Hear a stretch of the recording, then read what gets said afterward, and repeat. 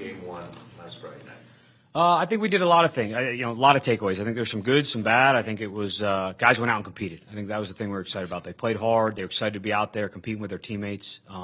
Plenty of things to clean up, and we're certainly going to work through that here these next couple of weeks, but was certainly encouraged by the performance. It looked like you guys had a very clean operation in terms of getting plays in and not having an issue there. I know you're probably not going to get into specifics, but were there any problems on that realm, or was it as clean as it looked? It felt good. I mean, certainly there's always things, hey, can we be a little bit better here? Can I do a little bit better job of communicating? But I thought the staff did a great job on the headset of staying calm, making sure we're all on the same page, and getting in and out of the huddle effectively. So that was a good start. One pre-snap penalty, I think, only for you guys. How good was that? It's good, although it's one too many. But no, I think that, obviously something that we've emphasized over the course of training camp, and it was good to see those guys be able to handle it when the lights were on. Zach Ertz activated for Puff. What are you excited to see from Zach right out of the gate?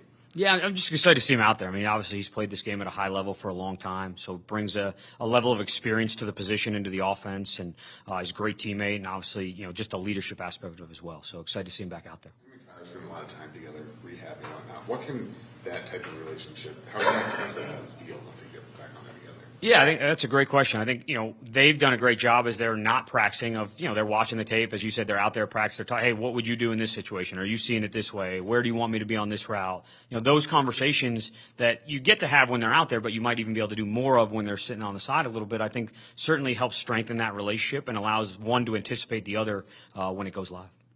What's the plan, whether with practice and also the preseason games still to come? What's the plan to ramp him back into things? I think we got to be smart about it. I think a lot of that we're going to rely heavily on the training staff and his ability to tell us where he's at and how he feels and take it slowly and make sure that he's ready to go by the time he hits, game day.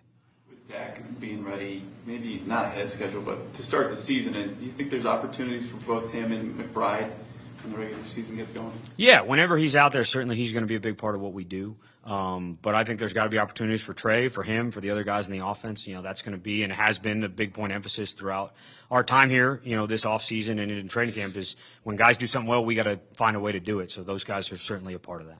What makes Elijah Wilkinson your pick right now at left guard? What do you like I think he's doing a lot of things well. I think that whole group is. I mean, they're working hard. I think they've really come together as a unit. Just the attitude, kind of the mentality that they're playing with, the communication aspect of it has been really big. But excited about him and really excited about that group as a whole. With a veteran quarterback like Colt, you obviously know the skill set that you're going to get from him. But has anything surprised you over these past couple of weeks about him? That's a great question. I think the thing is kind of his willingness to try new things or learn new things about the game. You get a guy who's played in the league, as long as he has, and hey, and he's talked about it. We've changed some of his footwork. We're going to talk through some plays that I may look at differently than he's been coached on the past. Not all the time, but he's very willing to learn the offense the way that we want it coached and we want it played, and he's really embraced that. So it's been fun to work with him. I think he's in year 14 or 15, whatever it is now. It's a lot of offense to learn. And obviously, the plays are pretty much the same, but the verbiage is so different. What is it about his retention that's kind of stood out? And he says once in a while he'll spit out something that he's like, I ran that 5 years ago. What's that been like watching that? It's great, and I think it allows him to play fast, and it allows him to get in and out of the huddle quickly and to operate the offense at a high level. So it's been fun to work with him, and it's certainly, I'll lean on him at times, but hey, this is how we've done this. You've done it maybe at a higher level or done more of it to some extent. How have you been coaching on it? What do you think are kind of some of the key points? And it's not like, hey, my way is the only way to do it. And I think that's been great to have those conversations with him and kind of learn from him. Is there any concern with as much time as Trey has missed in practice of him falling behind at all? No, I think he's done a great job, and I think it's a challenge when you're not out there to stay engaged and to learn from other people's reps and to get in there and watch the tape and continue to study your playbook. And I think he's certainly embraced that, and I know he's excited to get back out there, but would expect him to pick up kind of right where he left off. The offensive line, you said you like what all those guys are doing. They all seem to explode on their guy that they were taking off on Friday. I know it's a preseason game, but can you comment about just their physicality and kind of the rough way they took care of this? Yeah, I think it speaks to the identity of Clayton and Chris as coaches in that room, and certainly the players that take leadership roles in that room. I think it was really fun to see. If you're going to be good, I think that room needs to be violent. They need to be tough. They need, regardless of whether you're throwing or running the ball, there's a mentality that comes with playing that position, and it was fun to see those guys embrace that in the game. Coach, next week you guys will be practicing in Minnesota. You and others on the staff all somewhat started there together. What do you remember about those days, and how cool is it all these years later to work together? Yeah, I'm really excited about it. Certainly the city, some of the people in the organization and outside the organization that get a chance to go back and see. But at the end of the job, it's a business trip. We got a lot of work to do when we're out there. We got to get better as a team. We got to get ready for week 1. So that's certainly going to be the focus. But I'm sure there will be a moment or two where it kind of feels a little bit surreal. So excited to enjoy that. What's your evaluation on Clayton on his first time out there? It was good. I think, again, you're looking for operation, decision-making, those type of things. I thought he took a lot of steps in the right direction. I think he would tell you there's certainly still stuff he's got to work on and clean up in terms of all those areas. And so that's going to kind of be the focus as we jump back on the field today. Back to Minnesota real quick. When you were there just getting started, what was your relationship with Jonathan, you being on offense? I think he was on defense. And was it even realistic at that time, at just getting started, to envision a day like this? Wow, that's a very loaded question. Our relationship, obviously we became close friends there in Minnesota. I didn't know him prior to working there, but when you're in the young assistant on offense, young assistant on defense, you have to do a lot of work together. You're checking scripts, you're doing the breakdowns, you're doing a lot of the back end work to make sure that everything's running smoothly, so you get to know somebody really well, because it's not always the most exciting job, but it obviously is very demanding. So got to know him really well, kind of on and off the field, which was fun. Learned a lot of football from him. Like, I leaned on him and asked him a lot of questions about defensive play and about scheme and about technique that certainly influenced my opinions on offense.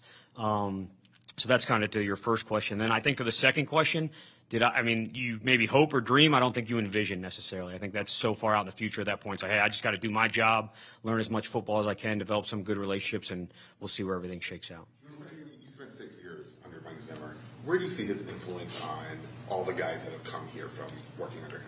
Yeah, I think it's big. He's obviously a really good coach, did it at a really high level for a long time, have a ton of respect for him, and learned a lot from him football-wise and just leadership-wise. He, head coach for 6 years, had some really good teams, saw him manage easy situations, tough situations, both with players and staff, and was always really impressed with him. So it had a big impact on who I am as a coach and kind of how I do things. When it comes to Hollywood Brown, how much is on his shoulders as one guy in your offense?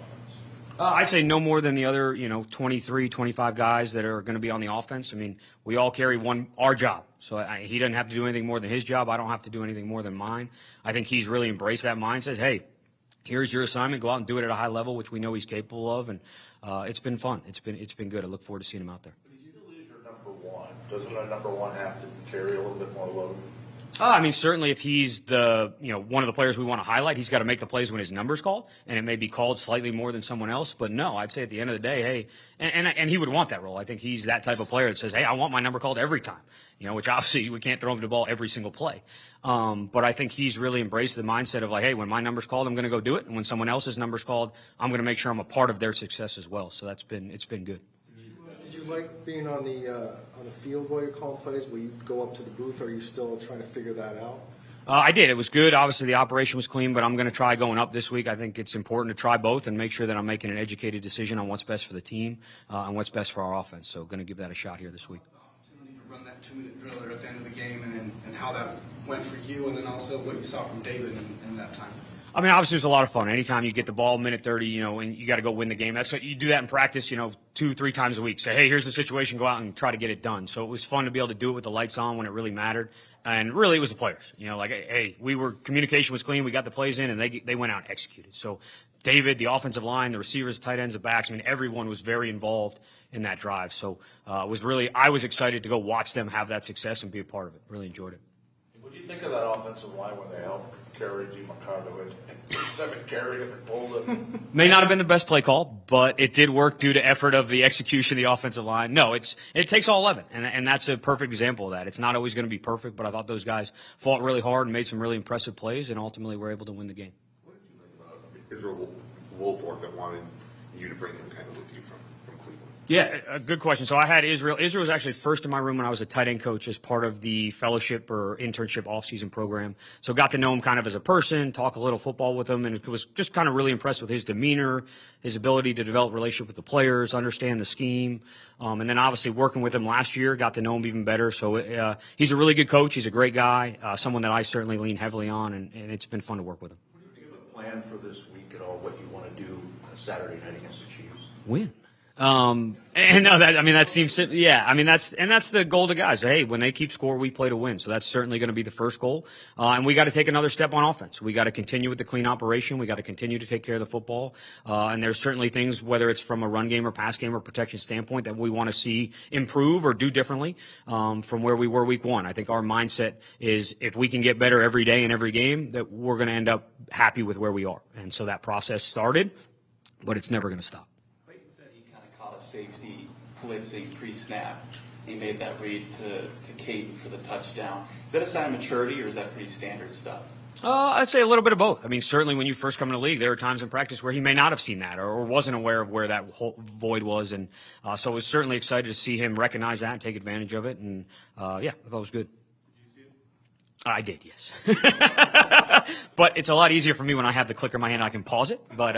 But no, it was certainly somewhere you're hoping the ball was going to go, and you were hoping he's coming, and then when he did come, it was obviously a great decision. There's been some movement in the running backs room the last week, really. What do you like in what you have in that room behind James Conner right now? Yeah, I think it's a lot of guys that kind of piggybacking the way the O-line plays. They play hard, they work hard, they do their job at a really high level, and they take it seriously. And I think obviously a lot of that comes from watching James do all those things. But it's a good room. It's been fun to work with those guys, and it was fun to see them go out and have some success in the game on Friday. How did you assess his play? It was good. Anytime the line plays well, all five pieces are necessary in that process. So I thought he went out and competed at a high level. Certainly wasn't perfect, but I was really excited to see him go out there and compete. But back to Will Ford for a second. His coaching style seems to be it's very educated. He's done a lot of research, a lot of reading. What is it about his coaching style that you like, and kind of how have you seen it work with the players? I think a lot of it talks to that the first comment I made about his just ability to develop a relationship with the players. A big part of coaching is teaching, and to teach somebody, you got to know them, you got to understand how they learn, what makes them tick. And I think he does a really good job of getting to know the guys and developing those relationships with them and understanding how to reach them and how to get them information so that they can pick it up quickly and effectively and then go out and execute. Thanks, Coach. Appreciate it, guys. Thanks a lot.